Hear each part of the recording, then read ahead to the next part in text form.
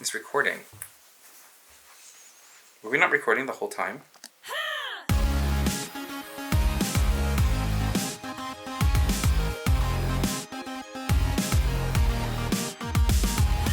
Seems like every road you're on is hit a dead end. There is hope.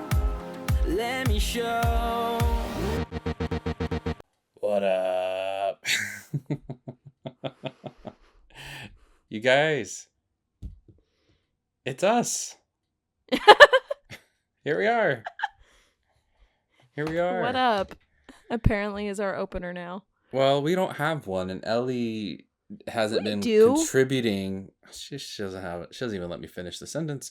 She hasn't been contributing to any ideas for tagline, catchphrase. So we're going with something until it sticks, and nothing has sticked yet.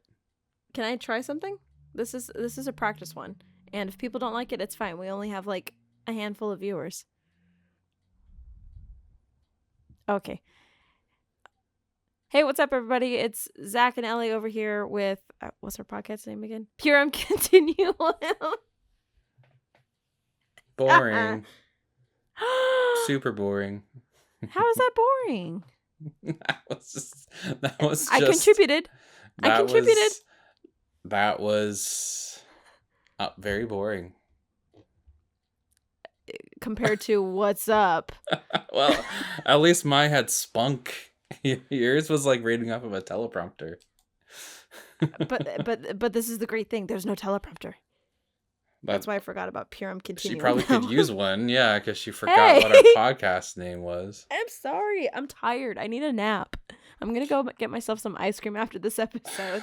Yeah, so we're filming later. We should have filmed a few days ago, but Ellie had prior commitments, so we're filming in the early evening, and it's hot, and it's a whole thing. I got a tan line now. Yeah. It's just not fun. So, here we are. Zach, what are we going to talk about today?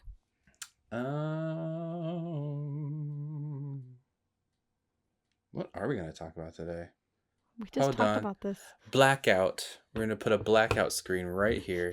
Because I have my fan going because it's hot as heck right now because it's the summertime. And it's circulating, and it's gonna make me look like I'm on a rave because it's right next to my highlight here. So we're gonna put a black screen right now so I can go get up. Okay. Why a black screen? Because you're perfect just the way you are. No. And we're gonna stop. Oh, this is gonna hurt. Ow. Okay, there we go. That's staying in. No, it's not. Yes, it is. Audibly fine, but not physically.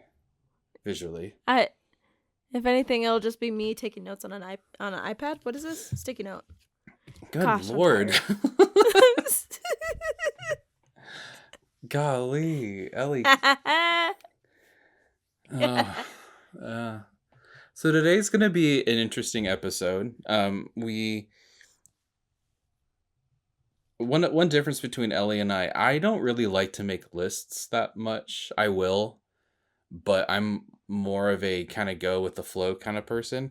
Whereas Ellie likes lists and she likes things to be structured and whatnot. Excuse me, sir. Hold on. Don't throw me under the bus here. I'm not throwing you under the bus. You're throwing me somewhere. Let me talk, and you might be surprised on what you hear. I would love to know the surprise.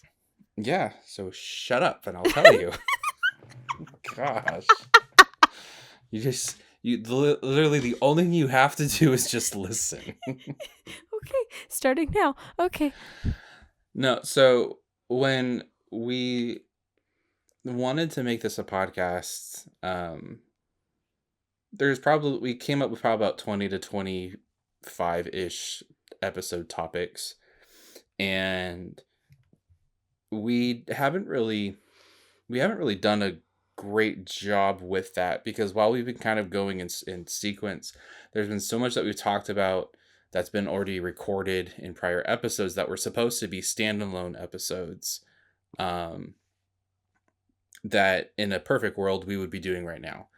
So like for example, our one of the next episodes was literally going to be about like talking about the day where it was announced to our family that there was going to be a legal separation. But we don't really need to hash that out again or make a whole episode about that, because we've literally talked about that. So we kind of had to jump almost 3 to 4 plus episodes from where we normally would be for an episode 9 standpoint, because we've already kind of enmeshed so many different topics that were supposed to be standalone, and we've talked about them. So we had an idea of what we wanted to talk about today, and then while we were getting ready, Ellie kind of was talking about her day and some stuff that she was kind of going through, and so that inspired a idea that we're going to try. Doesn't mean we're going to do it forever, but we're just going to try this out. This is going to be a mini series within our series, a standalone little corner, so to speak, where we're going to be talking about how our past and the abuse and trauma still shows up in our lives, in different avenues, in different relationships, in different circumstances, because whether, you think of it this way, you can hang out with friends and whatnot, and you start to borrow their mannerisms, right? And you will demonstrate those mannerisms around other people, whether or not your friends or whoever you're borrowing that from is there, right? To prove that when things happen in our lives, we take them with us and we go forward. And the same thing happens with trauma. Just because it happened in the past doesn't mean it doesn't show up in the present. And sometimes you don't realize that you're struggling with something until you kind of do the work to figure out why you're feeling a certain way, and you tie it back. And so Ellie kind of inspired that idea, and we don't have a name for it yet, but this is kind of going to be our first episode, which I think is going to be, I think it works pretty well kind of with what we've talked about recently with just our story and our abuse and how we got to the point that we're at.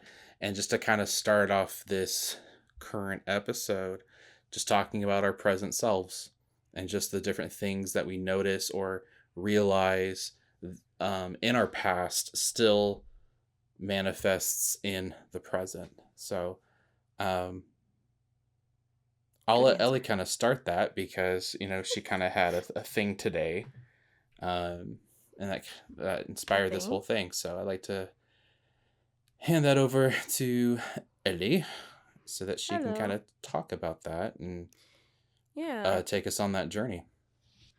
I mean, and this is not like a spotlight where it's going to be a spotlight on me. This is what I grieve about, but it's going to be a shared thing. So if she asks me questions, but right now we're asking her questions. Well, you just passed the baton. You didn't necessarily ask a question. Well, not yet, because you haven't said anything yet. What's your favorite color? And why is it so traumatic? Such a traumatic choice of colors. Yeah. No, so literally, it's crazy. So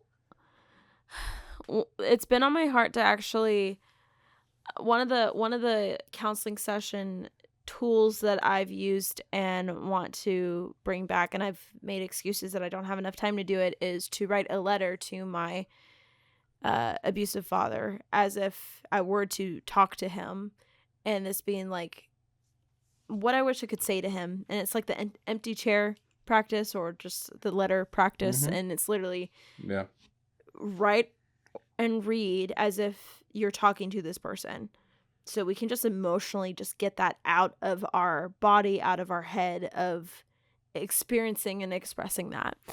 That's been on my mind, that I need to do that since starting this series and this podcast. And today it really hit hard, because I met a person who was really monumental for me in the period, in that high school age range, where they were the first. He's a father to somebody else, obviously, but he was like the first male figure that I got to see who is a God honoring person, loves his wife, treats her so well, loves his daughters, loves his children. I mean, amazing, amazing character back then. One thing that I remember was that this big old tall dude, and he seemed scary, but in my head I'm like, he's not scary, he's a gentle giant type of thing. Anyway, stayed in contact all these years, and today I got to work with this person individually for a little bit on some video tech projects. And anyways, it kind of made me think back to high school and remembering that this person's a safe person. Like, big old tall dude, get it, but I know that he will protect me if something were to happen. We live not so great part of the city. If something were to happen, if I needed to go walk to my car, I trust this person to be able to help me go walk to my car to make sure no homeless people or druggies were to approach me or anything like that. And so things like I'm asking tech questions or trying to understand this wiring system or this digital system or anything like that. And hey, so what does this mean? Oh yeah, so this means X, Y, and Z and yada, yada, yada, yada. He's answering the questions easily, but it's like there was a genuine want to teach me and want me to learn his knowledge, and let me just pass on what I know. Let me just get, there's no withholding. There's no jealousy. Why would it be important for you to know this information?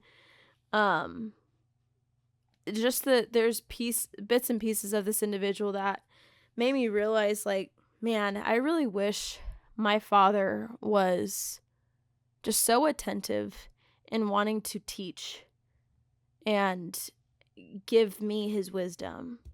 I really wish that I had a father who was so protective of me that I knew that if I were to be around this father figure person, that I wouldn't have to be afraid of my father. I would actually know that my father would protect me.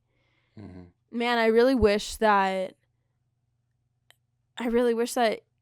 his actions really showed me he loved me. And there was just those minute details that I realized in working with this individual again today that just kind of gave me those flashbacks of,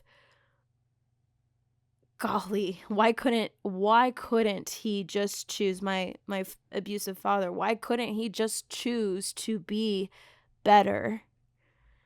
And honestly, that phrase is what I started talking to Zach about, because it just kind of stuck in my head right before coming into this podcast. I'm like, why couldn't he just be better? Why couldn't he choose to be better? Because now, being on the other side of this healing, I get it. I could give excuses to our abuser, but it's like, man, you could have been an amazing father. You could have been awesome. You could have really been this kind-hearted, loving individual, a pastor who loves his community and shows it well by loving his wife and loving his children and bringing his children up to be these amazing servant-hearted and stewards in the world.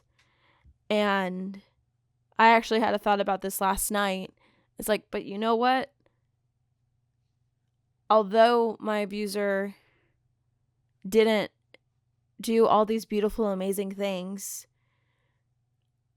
I still had to deal with the trauma of not receiving those things, and in fact receiving the brunt and the worst of the opposite of those things. And it then became my responsibility to be a steward and a servant-hearted person, to love the Lord and show that love to other people. And I'm still learning those things. There's pieces of those things that I'm of character development and molded into honoring the Lord in everything I do. I'm learning some of those things in my current job because of the culture that my job is. I'm realizing that, man, I really wish that I could have had a father who could have been all these things. But yet I'm so proud to be on the other side of it, where I could be the abuse of the hurt people. I could just let that happen through me as well, and I hurt other people. But instead I choose to be better and willing to look at the chaos and say no more. And to say that I'm going to do the hard work for not only myself, but my potential children and friend group will not have to deal with the chaos ever again, because no one else deserves to be with that chaos. But golly, it just kind of rung a little hard for me today of just, man, I wish he could have been better. Because just having the glimpse of experiences with other people, with other father figures, they're not mine, but they're other people's fathers. It's like, I don't want to say jealous, but in a way there is some jealousy of, man, I wish I had that. Yeah. And so that's what kind of stuck into me mentioning it to you, of starting this conversation in the first place. Sorry, there's like a... I heard something. What's going on? It sounded like some plane farting or something. I don't know. It's a plane, but it sounds like it's having some internal problems, and it's coming back around. Maybe it's the horn. Well, in Revelations. That could be fun. We're going home.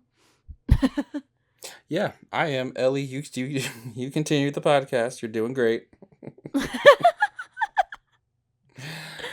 Yeah, I was just going to ask, when you think about stuff like that, what is the first emotion that comes to your mind? Like, if you had to identify it with a state of being, what would it be?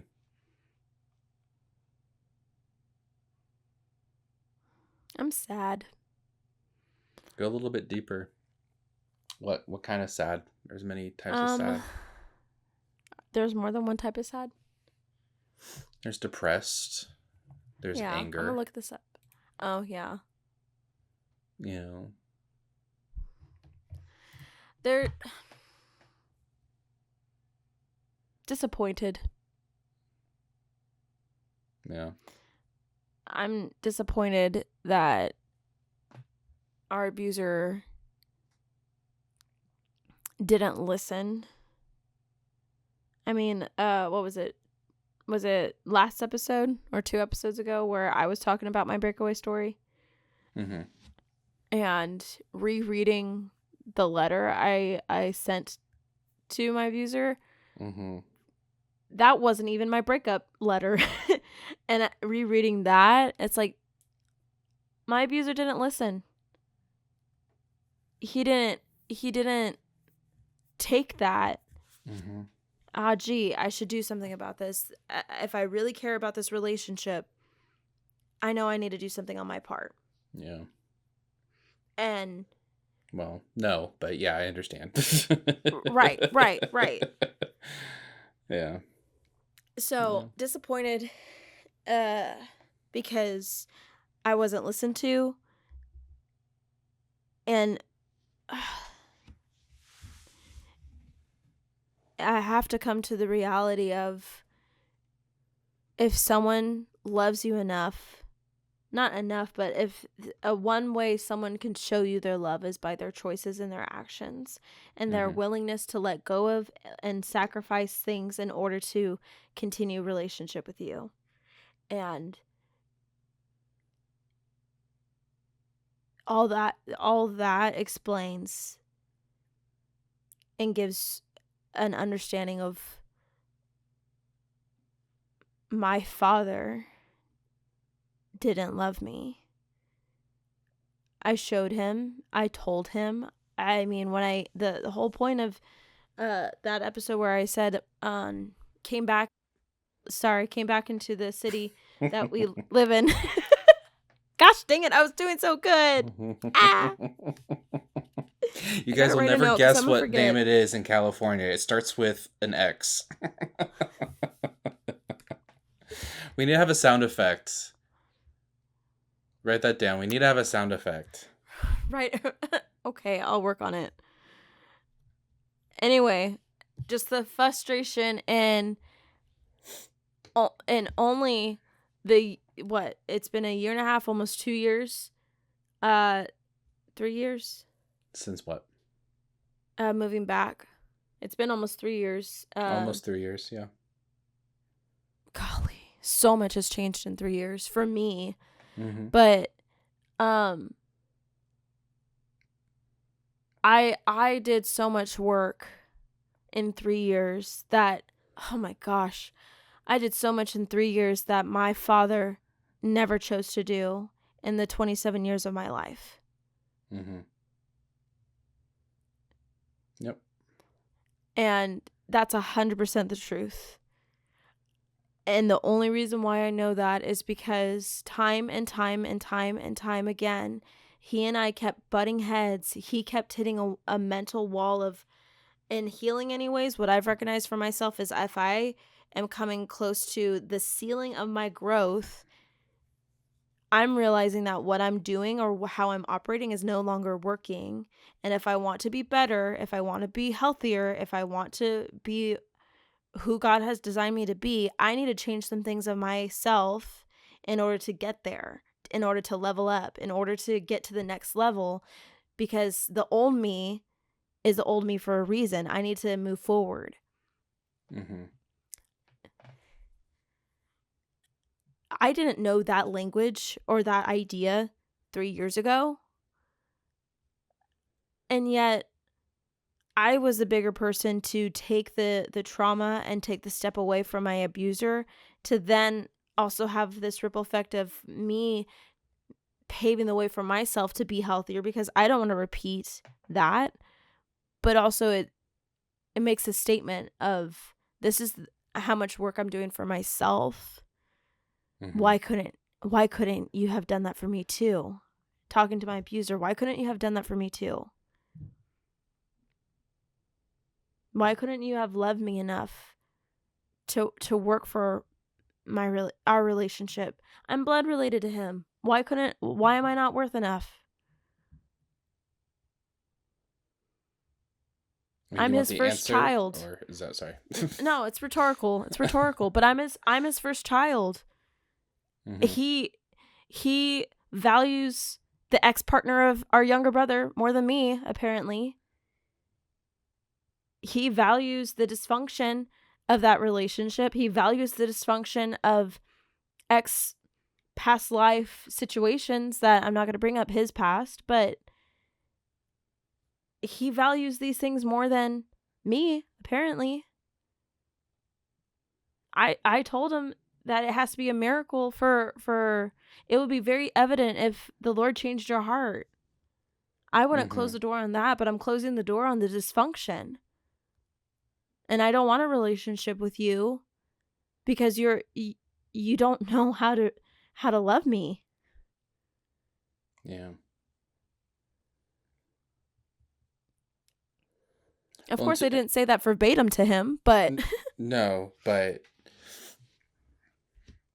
it's also not as if he would be able to understand that if you told that to him either. Absolutely not.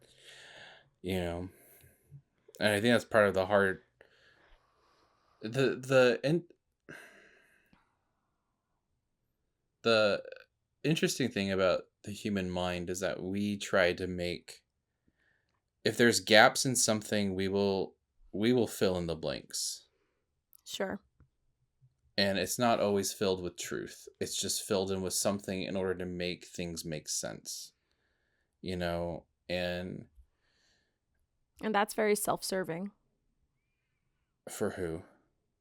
The person who makes it to make sense for themselves. Well, I mean, we've all done that, you know. Yeah. It's just it, the point I'm trying to make is that, you know, your abuser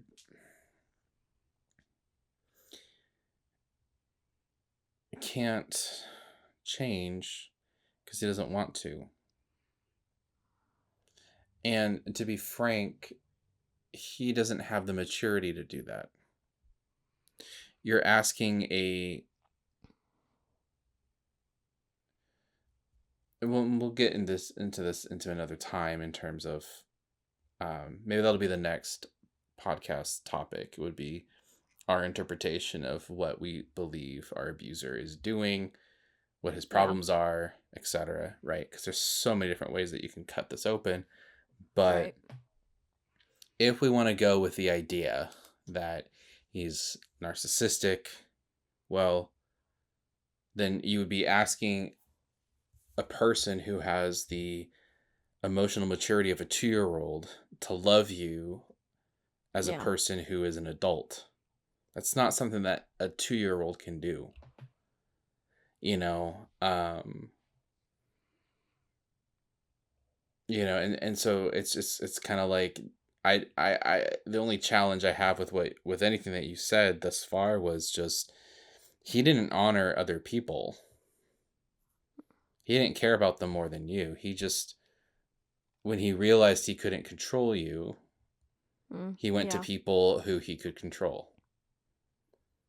You know. Or, and the reason why I brought up our younger brother's ex-partner, I don't know if they are, but I know once upon a time they were and are not, were not, whatever the status is. The reason why I even brought that up to begin with is that for me, my stance is that I communicated to him directly, "Hey, I'm uncomfortable with this. Hey, why are you staying in contact with this person?" Just it's not a jealousy thing. It's the fact of, "Hey, you and I have a problem in our relationship.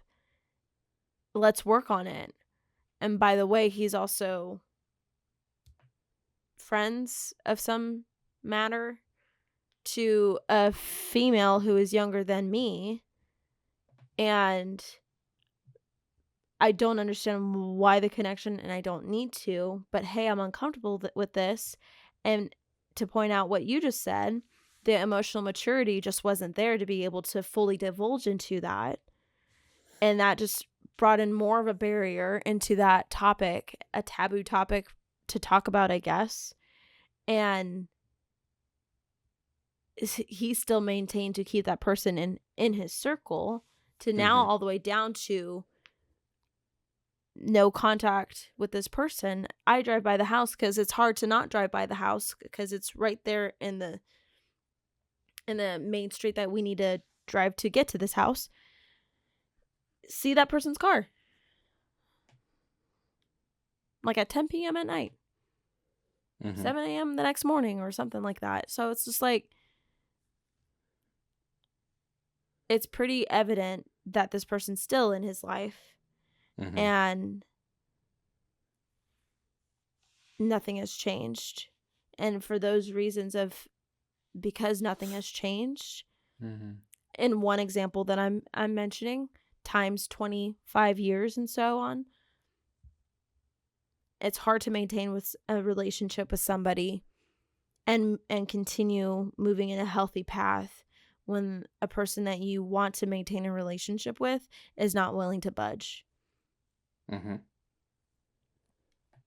Well, and I just even think back to this isn't the first time he's done that. Oh, no, he did that with my first ex. Yeah, I was just supposed to say, when you broke up, when you were like 17, 18 years old and you broke up with your boyfriend, Mm-hmm. he went and would go have lunch, dinner, coffee, whatever you want to call it, and make space and time to talk and have a relationship with your ex-boyfriend, whom of which was not close to the family, was not a part of family functions, and you were dating him for a long time, but he wasn't like invited to our birthday parties. He wasn't invited to Christmas. He wasn't invited to Thanksgiving. He wasn't someone who would just like show up and we adopted him into the family. He was someone who the most contact we ever had was like if you had him over like for your birthday or if he dropped you off after going on a date, like we just never had It relationship wasn't much. with him. Yeah. So you break up and he goes and initiates a relationship with your ex, Yeah, after the fact, he initiates it. and And golly, that was horrible because then I found out. I think I found out because I needed something from ex-partner and I needed to retrieve something from him. And he mentioned, "Oh yeah, I just talked to your dad." And I'm like, "What?" "Yeah, we hung out or we did this thing." Excuse me? I didn't say that to him. But that I was angry. That I was pissed off. I felt I was backstabbed. I felt like, mind you, my abuser didn't know some other ugly things that happened with that partner, and I won't disclose that here. But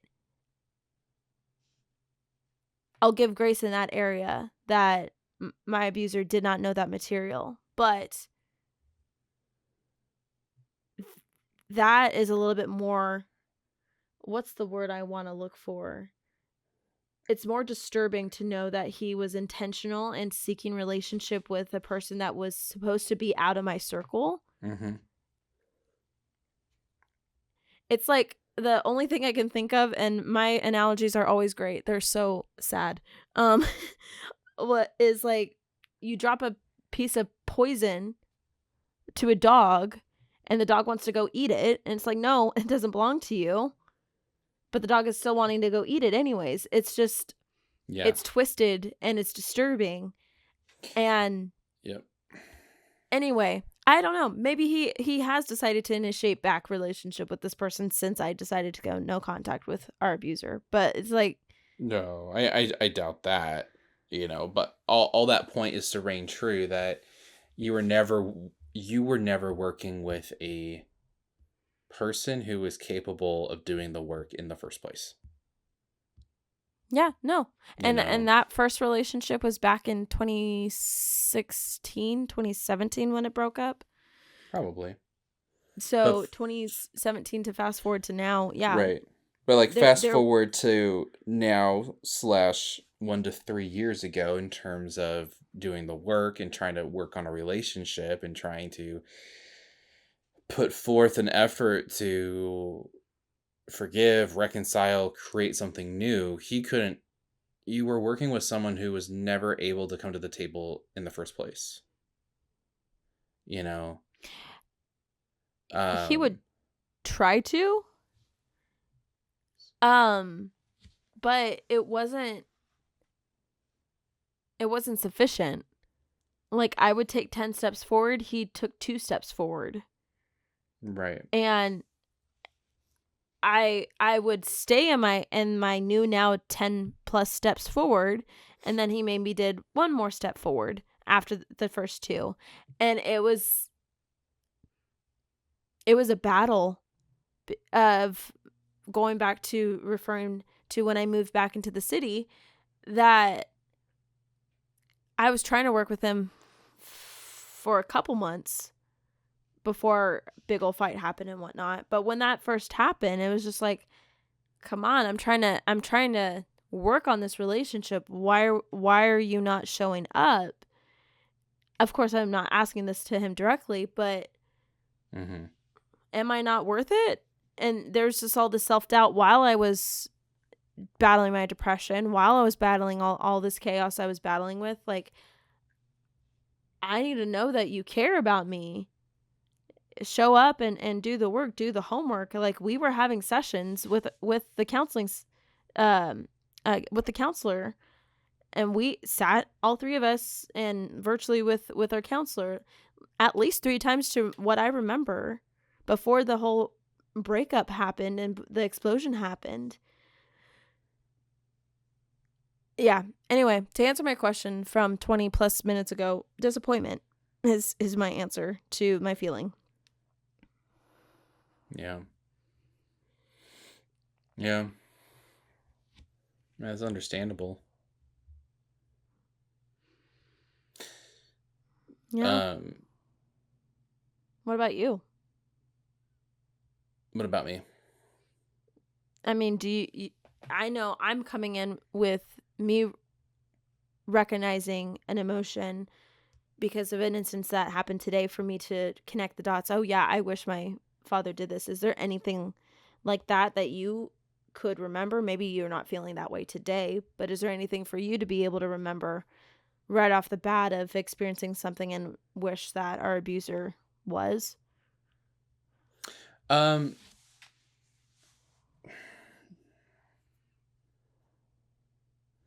I mean, I think in future, I think I have enough content, in my head to recite for like future episodes, for things that we do. So I won't Sure. get into a lot of it right now. I will say though, I don't think, if I am honest, and how do I say this? Ask the question again. Just want to make sure I answer correctly. Is there an instance off the top of your head where you can get a flashback to realizing, man, I wish our abuser was like this? um, yeah. I mean, I think for me, um, and I think this is again a testament to the difference of our abuse. You were lied to Right? your whole life. Yes. I was not. Yeah. So I didn't have a Dr. Jekyll, Mr. Hyde thing where I felt like, because okay, like for an example, if you ever hear modern day reels on Instagram, TikTok, YouTube, whatever, from like a romantic feedback kind of thing where someone kind of goes, you didn't love the person, you just loved the potential that you saw in that person. Or the way they made you feel or Because whatever. yeah, right, because their whole spiel is, who they chose to be and how they hurt you is who they are. That's the reality. What you can't let go of is the idea of who you thought they were and the potential that you saw in them, and that. And I'm not gonna get into that in terms of do I agree with it or not. But I didn't have anything like that with him because there was nothing good. I don't want to say Yeah. that. I don't want to say that. Were there times where it wasn't horrible? Sure. But it was always too good to be true. Yeah. So I didn't have an experience where, um, it was like for like the first 5 years we were good, and then it just slowly started going downhill. It was just not good from the get go. So I didn't Yeah. have something to kind of go of, man, I wish he were technically different. I'm sure I wished I had a better father. You know, Yeah. um, I know growing up, um,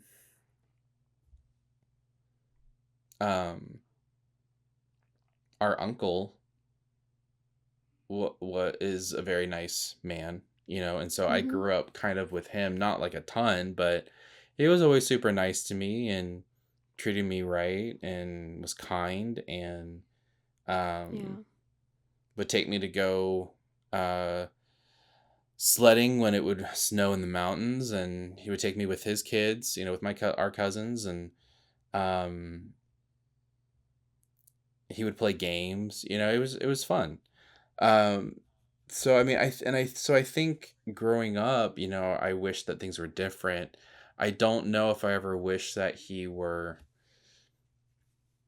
I don't know if I ever have an instance where I was like, man, I wish he were like it wasn't that way. Obviously, yes, I wish he wasn't an abusive person, Um, Yeah. Did but you ever experience like what you're mentioning to our uncle? Um, Granted, now we're here in present tense, but Mm-hmm. man, I wish my father would have taken us to the snow and would have taught me how. I wish my actual father taught me how to ride a bike or whatever those monumental areas that you're mentioning are referring to. No, because no. I mean, yes, on a surface level, yes, but Okay. on a deeper level, no.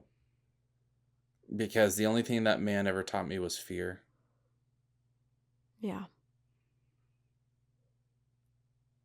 You don't really wish that someone would take you to the snow when you don't know if they're going to hit your mom that night or not. Because quite frankly, you don't want to go. You don't want to be alone with that person. You don't want to No. be in a different city on a mountain slope with someone who has that capacity. I'm not trying to paint him as this evil person, but what I'm trying to paint is you can't have love and fear cohabitating in the same space. One is going to win over the other. And I think for me, it was just chaotic fear. Didn't know if I was going to get hit. Didn't know if mom was going to get hit. Didn't know if it was just going to be a yelling match. Didn't know if, for me, let's just put it this way. When you were growing up, okay, so let's just say 5, 6, 7, 8, 9 years old. Okay. I'll pose a question and we'll both answer it. I'll have you go first. Okay. When you were a child, do you have any memories of hearing our abuser's car drive up the driveway and knowing he's home? Yeah. If you were to think, not with the mind that you have now, but with the mind that you had back then, what emotion comes up? Is it joy, happiness? Is it, oh, dad's home? Or like what comes up to mind? If anything. I don't remember. I don't remember what timestamp is what. I remember a season of Oh Dad's Home, but I also remember a season of Dread. Yeah, it was always dread for me. Yeah. Him coming up the driveway meant you better get all your toys off the floor and run in your room because you don't know what's coming through the back door. Yeah. I won't speak for you, but that was not your experience for the most part. I'm not talking about when you were a later teenager. I'm not talking about when you were an adult, but I'm just talking about just as the a dynamic of child. your life.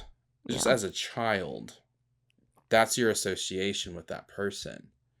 So if that wasn't your response, if for you, if it was just like, dad's here, I could give 2 craps if he's here or not, then that means that you weren't afraid of what was going to come into that household. I didn't have that. And so I think for me, when it comes to us and it comes to our different stories and it comes to the establishment of, why maybe you would struggle with wanting relationship in the last 2 to 3 years with this guy as opposed to me, it's because I have never had one. My only relationship with that man was dreaded fear. Yeah. And so, no, I don't want anything to do with that. That's why I broke away. Yeah.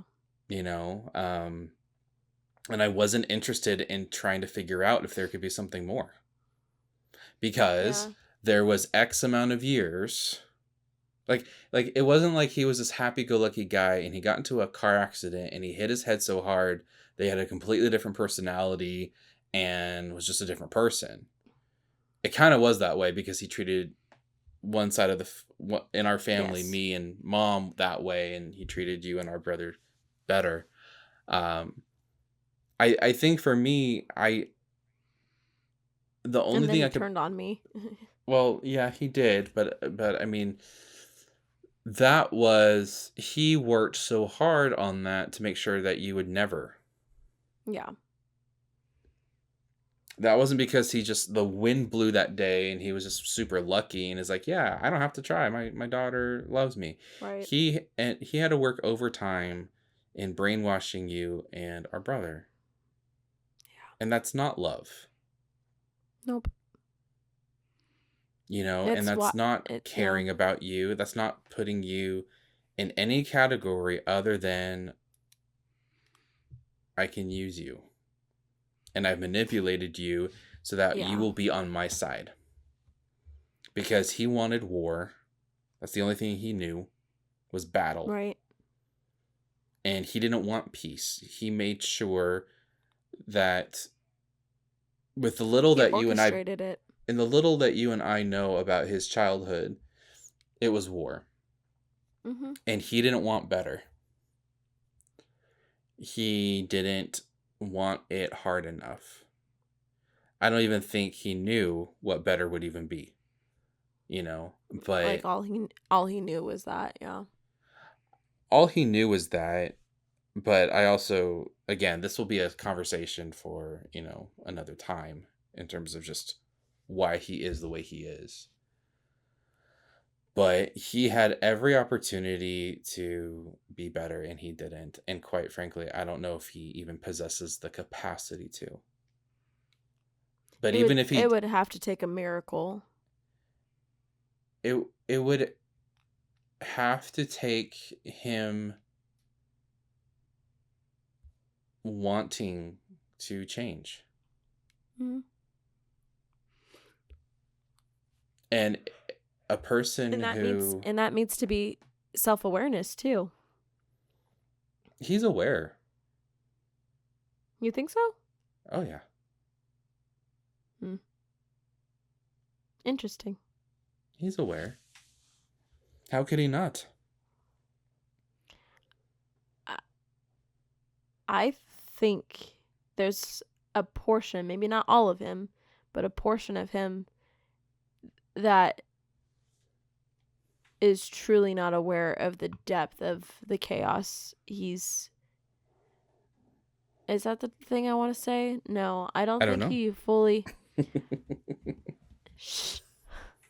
I don't think he has fully grasped that he's a narcissist and this is what he's doing. Yeah, but he's also not this... He is not this innocent little boy surrounded by a dark cloud of chaos either. And if only the wind would blow and part the chaotic black clouds away, then this perfect innocent little child could just grow and be the person that he was always meant to be. I'm not trying to say that that's what you're saying. I'm just trying to give a visualization here of he knows. He knows. Well, I should also say too, I'm speaking out of... I really didn't truly know the chaos that I was saying yes to in my rebellious season until when I had a miracle of a breakthrough and realization that only the Lord could bring up in one of my deepest and darkest positions of where my heart was at. Mm-hmm. For me to then realize, oh my gosh, I didn't realize, I have not realized what I've done. I was ugly hearted, but now looking back to it, I'm like, oh my gosh, I was a monster. That's what I'm talking about. Yes, but you're normal. Yeah. You can't... I was becoming him though. You were... No. You don't know. Kindly you don't know. Kindly you don't know what I was doing. I may not know what you were doing, but you don't just become someone with narcissistic personality disorder. That's not something that you eventually become. That is not something that you grow into, and you just become a monster and start terrorizing people. You had issues Mhm. that eventually you chose to deal with. Mhm. He is not someone who, one, has the capacity to do that. It's kind of like when you very, very, very, very, very extreme example, but and I'm not saying that this is the case, it just helps make what's gray more black and white. Okay. You know, I can't even be, I don't know if you're someone who loves those murder mystery shows in Kind terms, of. yeah, a lot of girls like it. I don't know why, it makes no sense to me, but I don't have it. I don't like have the capabilities to watch them anymore. But when it was on like yeah, live television, yeah. yeah.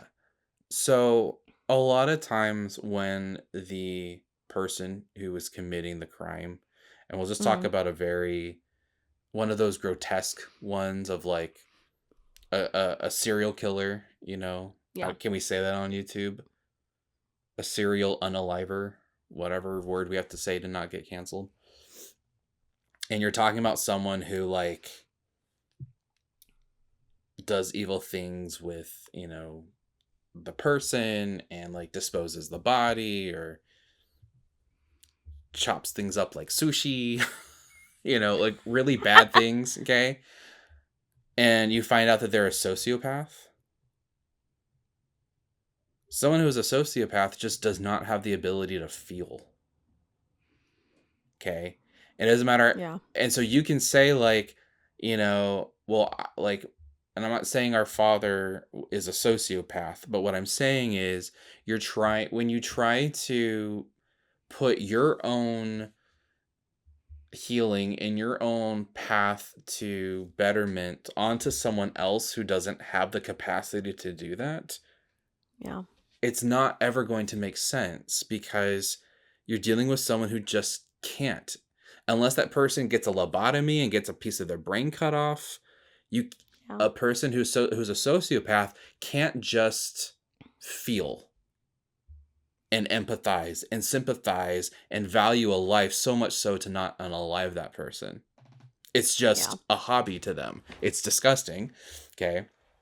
So, and And I'm not saying that that's how our father is, but what I'm saying is when someone doesn't possess the ability to connect, it's that extreme. you cannot put a shoulda, coulda, woulda empathy blanket on that Mm-hmm. and go, why couldn't he? Well, because he just can't. Whether that means he mentally Yeah. can't, whether that means he's just stunted, he knows, but he knows. And He's see, had, this is where, sorry to interject, but this is where your experience is where it's vastly different than my experience of him was because he made me believe that he was a quote unquote good father. He made me believe that he cared about me. He Mhm. made me believe that he would protect me. And for me, when the Lord revealed the truth, and that's a different episode that has already been talked about, I couldn't not see it anymore.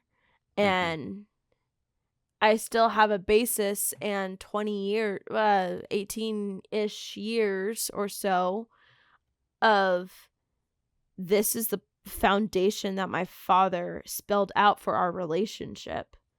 Mhm. And I am now going through a beach full of sand to figure out what is the truth and what isn't. All of it's so far that I've gone through, it has been his truth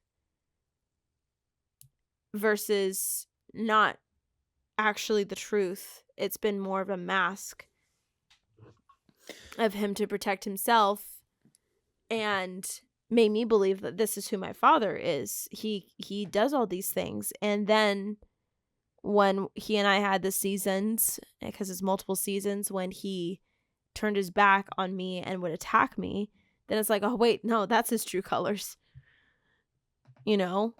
Mm-hmm. So I am still battling with the Mm-hmm. man. I really wish he was caring. I really wish that he was a Mm-hmm. protector. I really wish he was this, because I'm seeing these other people get to experience a father who is really a protector, who really loves them, who Yeah. is honoring the Lord in everything they do, honoring their wife, and those children get to see what being loved by a husband, by a wife looks like. And it's like, I'm missed out on those things. Mm-hmm. Whether or not I wish our actual abuser was those things, I just wish I had those things. And That's the point I'm trying to get out. no, and I get that. And again, like you just said, and what I had said prior, there's such a contrasting difference to our Yeah. experience. I never had to be conflicted with thinking that he could do better, because I always knew that the worst that I experienced was his best. Yeah. And yes, he treated you and our brother differently, and he manipulated that, and he lied about that. So he was a very good actor. He was very charismatic in terms of just being able to woo people and make them feel good, which is ironic because whenever he was around authentic Yeah. people, he would go hide in the corner and bring you and our brother with him, right? So a lot of it, it's just when you do an inventory of your life and you just kind of look back on stuff, for me, like, do I wish I had a father? Absolutely. Yeah. Absolutely, I do. I wanted one ever since I knew that people had fathers, you know. And I think for me, you know, like I said, I don't really get that sentimental. I think I did when I was younger. Yeah. Seeing, just kind of how you described of other people being able to experience what it's like to have a father that cares and supports and whatnot. Um, yeah, it stings, because you realize that you don't have that. Yeah. And you're working with a person who isn't interested in being that. They're interested in causing hell. Yeah. And so I think for me, yes, but yes, in terms of like, do I wish that could have been different? Sure. But I have nothing to compare it to. Like I can only compare it to how I see other people treat their kids, or Yeah. how people treat their fathers, as friends or Right. whatever. So I don't really have like an example from him to be like, oh, it could have been this way because I've seen you be that way once upon a time. But that's the Right. thing too. I've seen him be that way to you, and then he went and treated me. So then I'm just like, you're just a liar. like Yeah. you can quote unquote be that way, but it doesn't mean that that's who you are. So for me, Yeah. it's just more of associated with you're a lying manipulator, and you are being a certain way to my sibling while you're treating your wife and me like trash. And you make sure that we're not in the same room, so that way, so I mean, it's just the Yeah. amount of energy that someone has to put forth to conduct that and Yeah. create that dynamic. That's why I say no, he knows, because he has to be active. We didn't get to this point in our lives because our abuser sat back and Yeah. chugged beers all day and was just passive and That's just valid. there was so much intentionality, and he was around so many therapists, so many pastors, so many people have called him out, and it's just like, then you have to ask yourself, like, oh, so we're just waiting for the chosen one to come and tell him that, like, those specific words from this specific person is just going to make things go, pff. Now I understand that treating my family like poop is bad. Like, Yeah. no, he's an adult and he knows what he's doing. He know I don't want to say like can he can he look at what his actions are doing from an empathetic standpoint? No. Because if he did, he would realize, like, oh, Right. that's not good. But he Yes. knows that what he's doing, like going back to our brother's ex-girlfriend situation, did he quote unquote choose her over you? Yes, but it wasn't because he loved her more. It was because she was new. She, you know, that our brother was brainwashed too, so he has nothing to say bad to his girlfriend about our abuser. So here's this girl who's walking into a situation where she's none the wiser, thinking that, oh, cool, here's this dude who likes me. Oh, there's a dog barking. Who likes me, who's giving me attention. Wow, this is great. Yeah. A- Yeah. And all of that is for him to gain influence and to have another person on his team. Because when you look at people who manipulate, they cannot handle it when people see the truth. Because, okay, sorry, there's people talking. And I'm like, huh? Um, when, now I lost my thought. What was I saying? Manipulators can't handle when people know the truth. No, they can't, because they can't handle it because they see through the lies and they're now a threat. And if there's a high chance that there's a fear that a manipulator has that when someone breaks away and they see the truth, they're going to get exposed. So what do? They take the people that they've cultivated on their side and say, "Hey, see Ellie? She's a brat. She's ungrateful. I've done XYZ for her."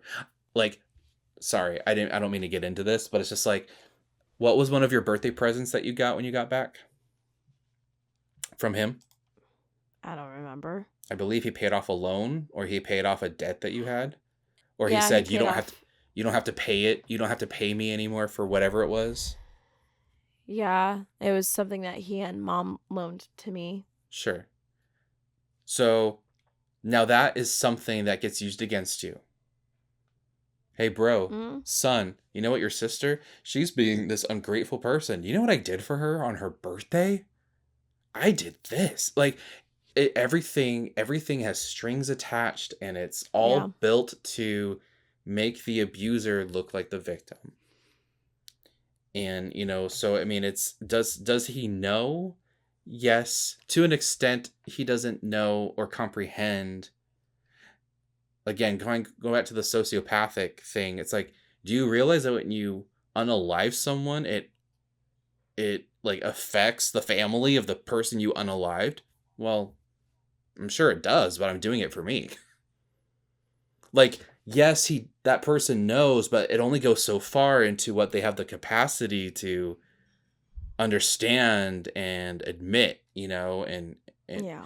so, and I'm not saying that our abuser is a sociopath, okay?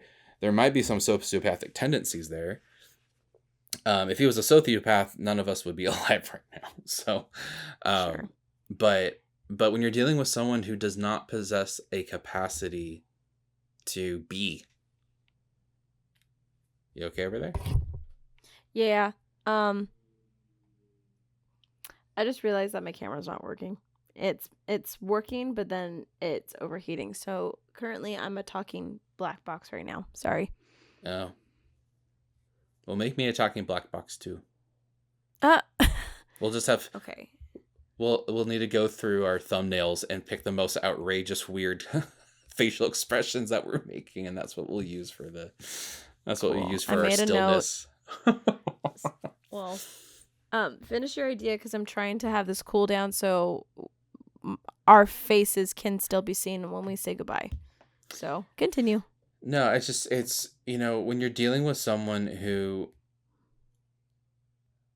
like, I remember a time, it wasn't that long ago, it was probably a year ago, you and mom were calling me, and we were kind of having a similar conversation where just talking about abuser, whole situation, just thoughts and feelings that you and her both had in terms of like, it's probably a series that was going on at church of just like, wow, like I'm really realizing how this affected me and just what I didn't have growing up, and you Right. know, and you had your own idea.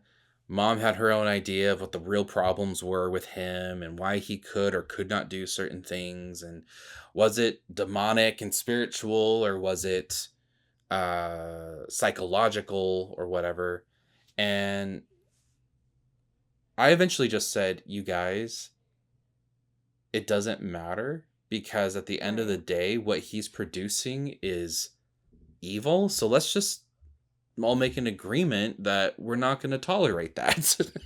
You Right. know, do we care more about what got him there, or do we care more about protecting ourselves and making Yeah. sure that we're healthy and we're okay?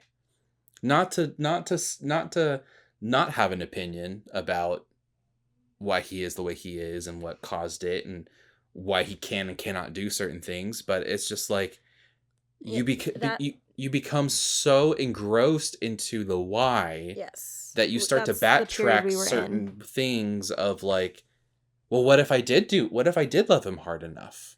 And what if I did do this better? And it's like, no, this has nothing to do with you. Yeah, that was the period I was in when You know? that conversation happened. Yeah, this has nothing to do with you. You were not born, and he just, poof, now he's just crazy. It just doesn't work that way, you know? Right. And if it does, then it sucks to be us, because that sucks. But, you know, but that's not the case. He just hid who he was for a long time until it was, and that's the nefarious thing. This is who he was. We have to know that if who he has revealed himself to be over these past 30 years was him all along, our mother would not have married him. For real. So what happens? You have manipulators who are charismatic and love bomb and do all these things, and they get involved with empathetic people, which is our mother. Yeah. And you just said I do, and you're in the faith where you have a lot of Christians that say God hates divorce, so it's not an option. You said yes. Yeah. And here you are. Yeah. And then now that you're stuck, and now that you're dependent on someone else to provide for you and your family, you're stuck. And then the real thing comes out, and then what do? You're stuck. You know, and this isn't a tangent to be like, you know, this isn't about what should have been done a long time ago. It's just when you don't realize the truth standing right in front of you, you don't make good decisions to protect yourself. Yeah. And so, you know, again, I always think back to last year when I I'd come for my birthday, and you and I had a long talk because you were doing some work, and you were joining a class with someone who was kind of walking with the Holy Spirit in town and was doing some ministries of healing and inner healing and what spirituality within the Christian faith and whatnot. And you were just so motivated by it that you were just like, I'm wondering if I need to have another counseling session with my abuser, because, you know, he deserves to be free. And I'm like, I agree with you. He deserves to be free, but he needs to want that for himself. Right. And you were like, yeah, but I feel like if I bring this up to him, that might be like, that might help in us to have a conversation about healing and talk about my story, because, and this is one of the points that you said, you were just like, I never told him really about what really happened, and I told him I would tell him, and he said that he was open. So I'm just wondering if this is now the time to do that, you know? And I was like, well, okay, but if you want to tell him your story, you could write him an email. Right. And you're like, yeah, but I owe him that. I'm like, no, did you sign a blood oath that said that you were going to do that? Because if you did, then okay, but like you don't owe anybody anything right now. But the metaphor I gave you, I was like, it feels like you're an abused wife and you've gotten away, but you just want to drive late at night and put pamphlets in the mailbox where he lives on recovery groups to not beat your wife. Right. So I'm like, so you're working harder on his issues than he is. Yeah. And you were like, well, I don't know, maybe.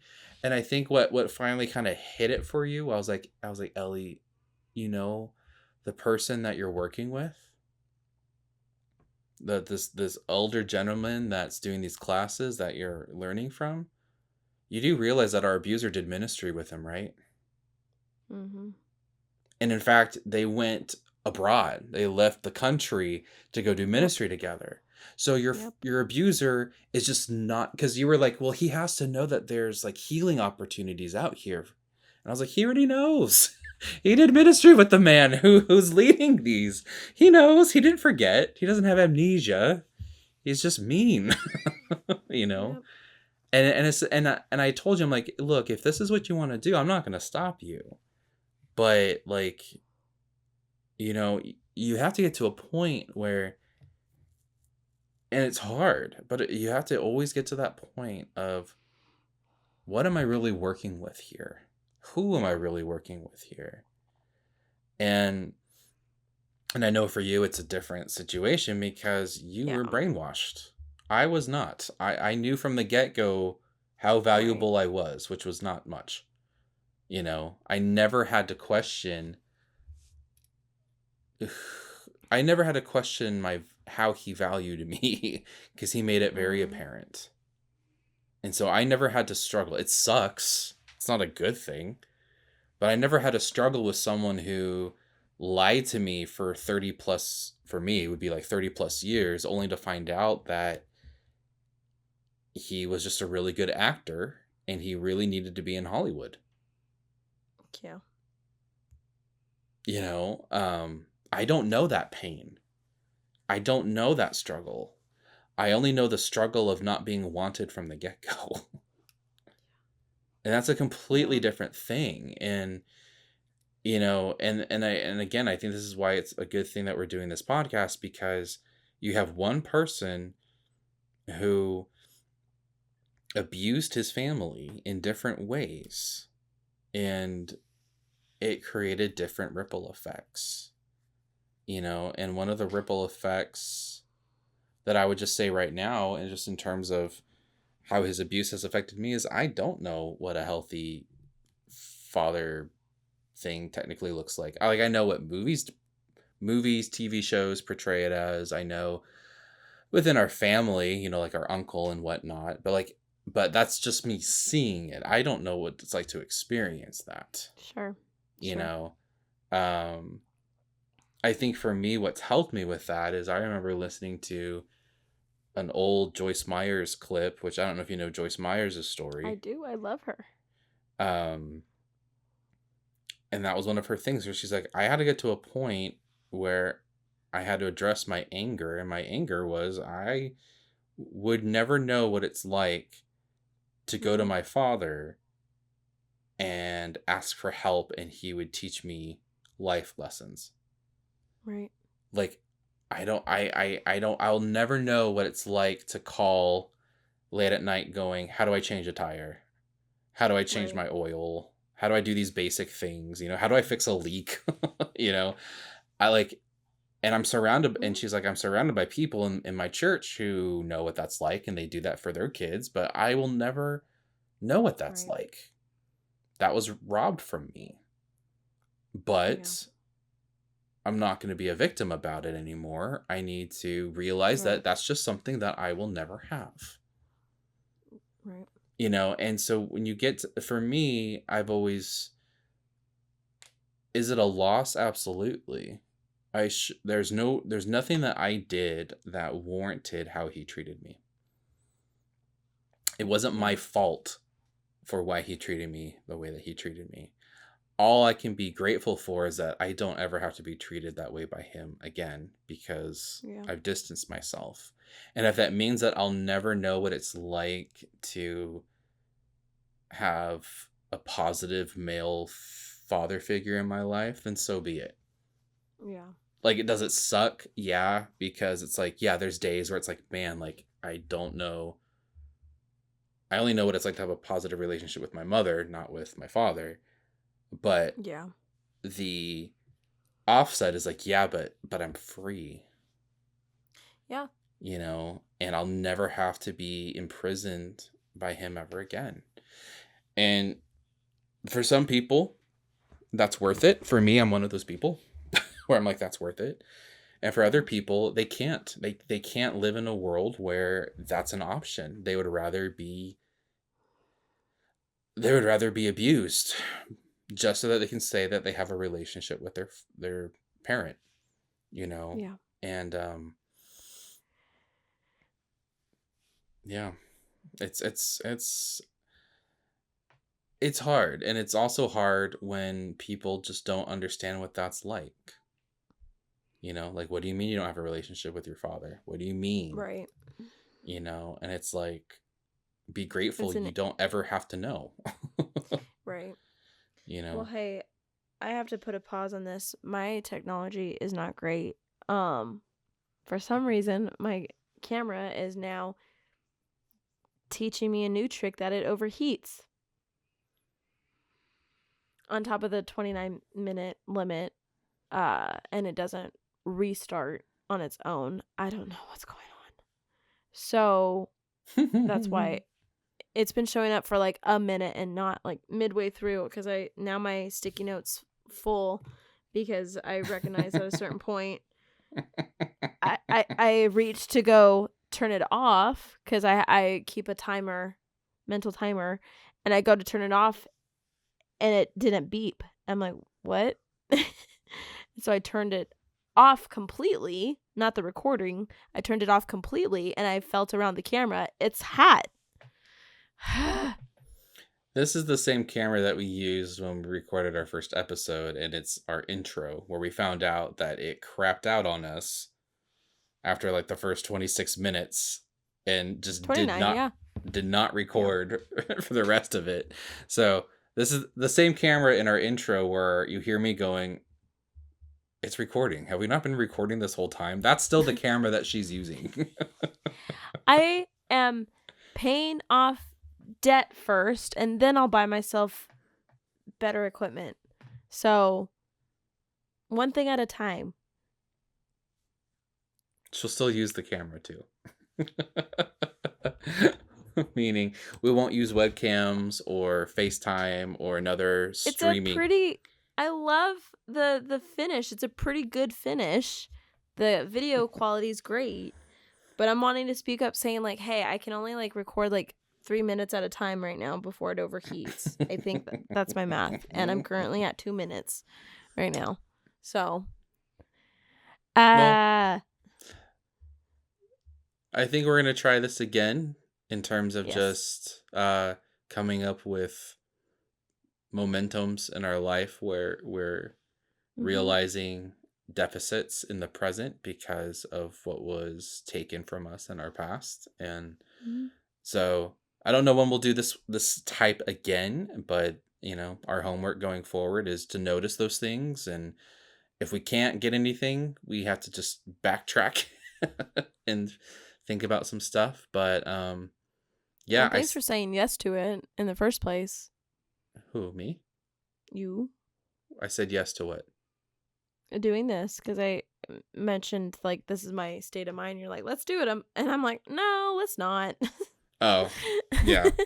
You're like, no, let's do it. No, you didn't have to convince me to do it. I had to convince you to do it. Yeah. But You did. I think our next episode will probably just talk about our abuser and what we think his problems are. Well, that'll be a doozy. It will. So she needs to come caffeinated, and she needs to come with a full belly of food, so that way she can. I have some food. Not enough.